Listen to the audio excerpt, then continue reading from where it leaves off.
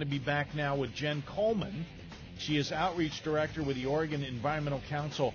A new free booklet going to help you audit your home. It's real important stuff to find out what could be a danger to you in your home. Chemicals, pesticides, all that, radon. We'll talk about that and things you can do, simple things to make your life and home healthier and better. Stay with us. Jen Coleman next on Carl and Christine. You're listening to the KPOJ Morning Podcast, heard weekday mornings from 6 to 9 on AM 620 KPOJ. Great to have you with us on Carl and Christine on this Wednesday, 7:36. Thanks for joining us. I'm Carl Wolfson, along with Christine Alexander, Paul Pimentel. In our third hour today, Willamette Week's Best of issue. If you don't know what the best llama is in Portland, stay with us. I know it's a big controversy.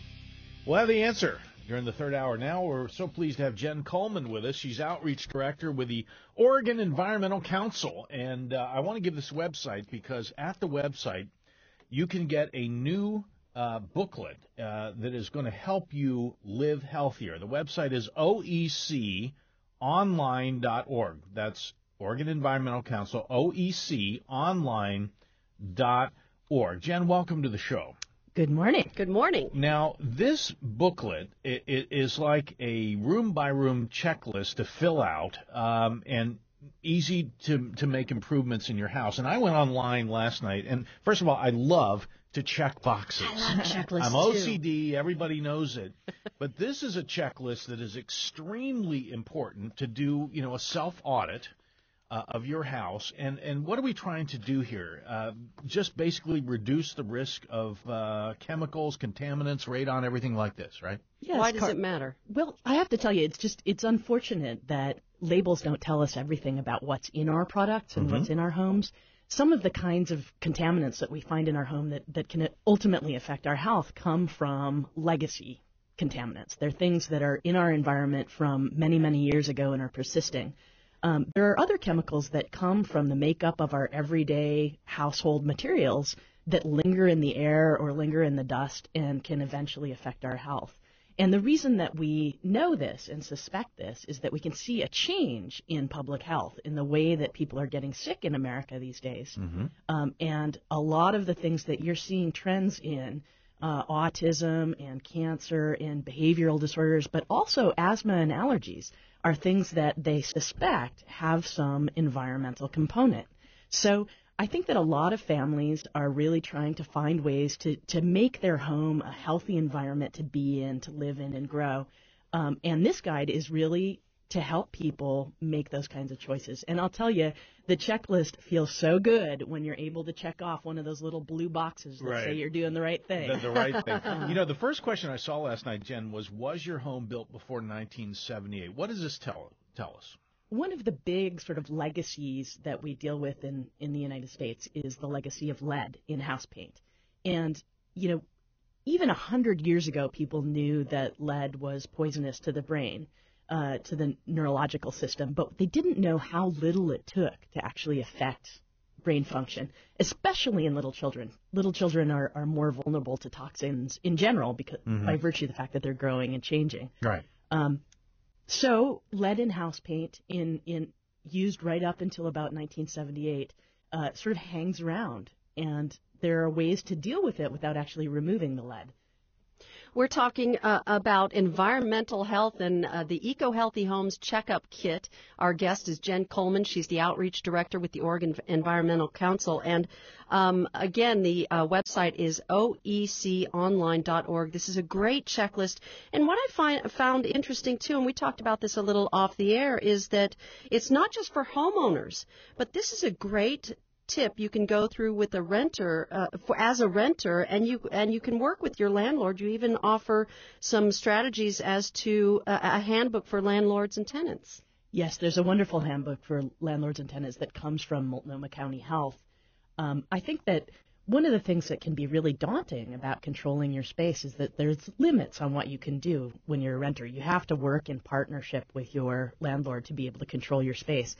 And that's why the Eco Healthy Homes Kit really tries to give a whole menu of different things that people can do to make their homes more healthy. And we don't really know what kinds of contaminants are eventually going to affect your health. But if you can remove that one piece of the puzzle that's going to mean a healthier future, you want to do that where you can. Well, and I'd like you to give us a few examples, but also I want to mention before is that to exactly that, you have things rated by stars, low-cost things all the way up to stuff that might be more expensive to fix. Right.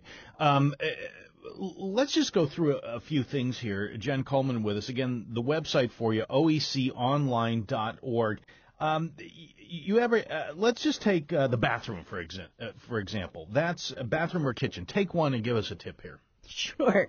Well, one of the things about bathrooms is the two things that you really have to worry about are the moisture that then leads to mold and mildew and the cleaning materials that you might use in there. Now, cleaning materials aren't required by law to list all of their ingredients, and they may be hundreds of different combinations of chemicals that then end up in the air.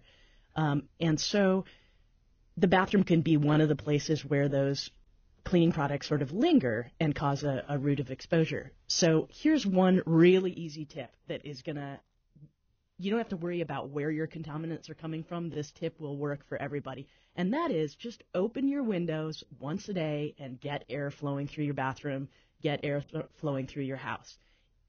They say, the EPA says that indoor air quality is 5 to 10 times and sometimes as much as 100 times worse than outdoor air. Wow. So if you can open up your windows and get air flowing through, you're going to take care of whatever contaminants happen to be lingering in your air. You know, also, this is so extensive that it even gives this pamphlet healthy fish choices. We know about mercury levels and PCBs. This even tells you what fish would be best not to eat so much, right? Yes, and I tell you, one of the challenges of being a renter or when you don't have very much control over your own space because you're living with other people is it starts to get really overwhelming. You take care of what you can, but there's a lot of stuff you can't control. One of the things you can control is the food that you put in your body. Right. And if you're eating food that avoids contaminants, that avoids bringing in that residue of pesticide that might be on fruits and vegetables. Right into your house. Right. That's right. And if you avoid those kind of things and eat healthy food, you're making your body more resilient to whatever things you can't control. Jen, now, what do people do when they go to this website, oeconline.org? Can you just download this pamphlet?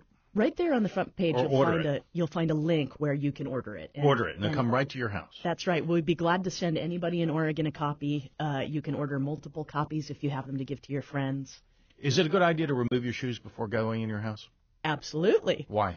One of the sources of contaminants is they've measured dust in your household, and they found 66 different contaminants in dust. Wow.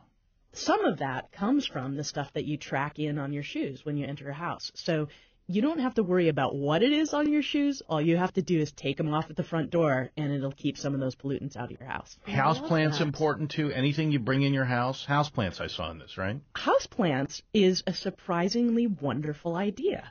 It's not a substitute for fresh air, but one of the things that NASA scientists have figured out is that having houseplants in your home can actually absorb some of the toxic pollutants that might be lingering in your household. Let me tell you, this is a fantastic booklet, and everyone should order this. It's oeconline.org. Jen Coleman, Outreach Director with the Oregon Environmental Council, has been with us. oeconline.org. I say, if you're OCD, you're going to OCD, go to the OEC because you're going to love filling this out. But more importantly, and the most important thing, it'll make your home and you and your family and loved ones healthier. Jen, thanks so much for joining us. This is really a big service from the Oregon Environmental Council. I'd love to have you on again to talk about the council and give another shot at plugging this because it's great. Absolutely. It's a pleasure to be here. Thank you so much. Jen Coleman, member oeconline.org. Get your free booklet, Live Healthier. We're going to be back